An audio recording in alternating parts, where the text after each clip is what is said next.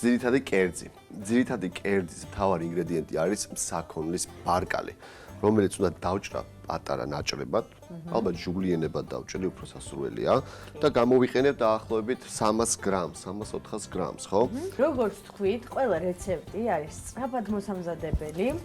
ბოსტნეულიც ავირჩიეთ ისეთი, რომელიც სწრაფად ითუთქება, ანუ სოკო ორნაირი, ქამასოკო, ხისოკო, სტაფილო, ცოტა ეს ფერისთვისაც, რომ უფრო გაახალისოს, მწვანელობიო და ბეკონი. ბეკონი თავისებურ გემოს მიცემს მთავარ კერძს.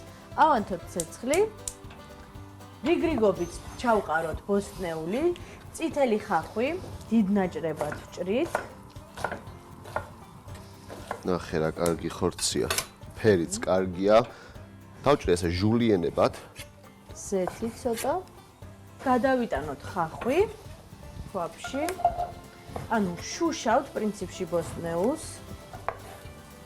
ხისოკო. ძირიდან ჩამოვჭრათ, აი ესე.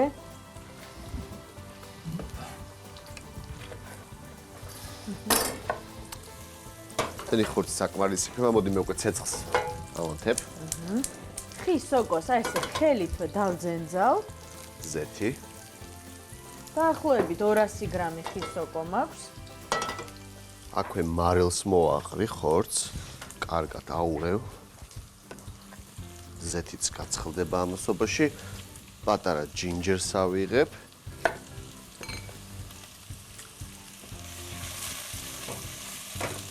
მაღალ ცეცხლზე თითქმის დაწვამდე, ბოლომდე არა, მაგრამ კარგად უნდა დავბრაწოთ ხახვი და სოკო, ისე რომ სითხეს, როდესაც გაუშვებს, მოყავისფრო წვენი ექნება და დახრაკული გემო ექნება.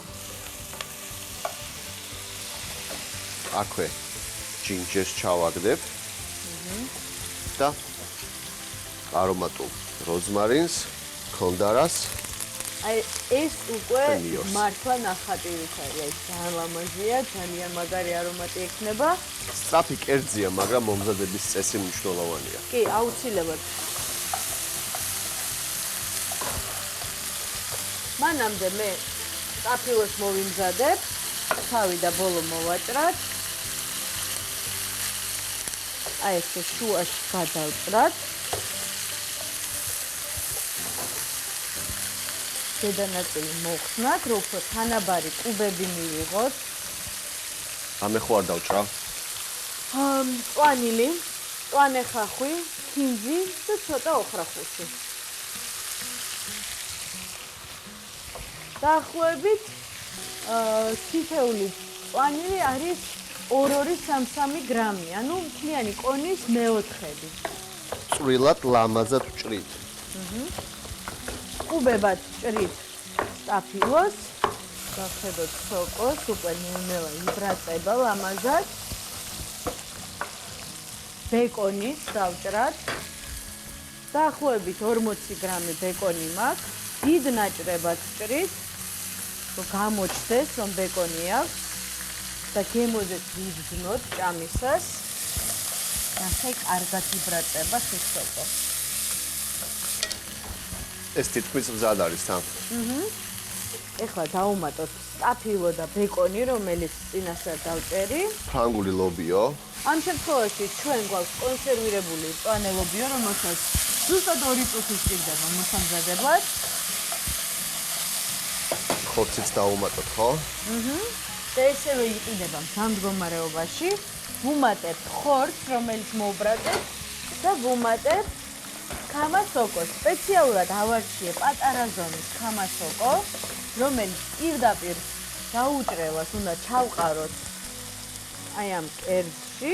ჩაყარე მარილი. აუცილებლად უნდა დავახუროთ თავზე და უნდა იფუთქოს უკვე დაბალ ცეცხლზე 15 წუთი. დაბალი ცეცხლი. თავისივე წვენი ექნება, არანაირი თანამატი არა აქვს და თავისივე წვენით მე გემრიელად გავსინჯებთ. ბოლოს წვანილი. რა თქმა უნდა. ველოდებით. თითქმის მზად არის, უკვე გამოვთეთ. ცოტა ხედავ როგორი წვენი აქვს. სოკომ და ხორცმა გამოუშვა თავის წვენი. ახლა ამას სჭირდება უბრალოდ მწვანილები. ჩაყარე. ამოურიე. აუ ნახე.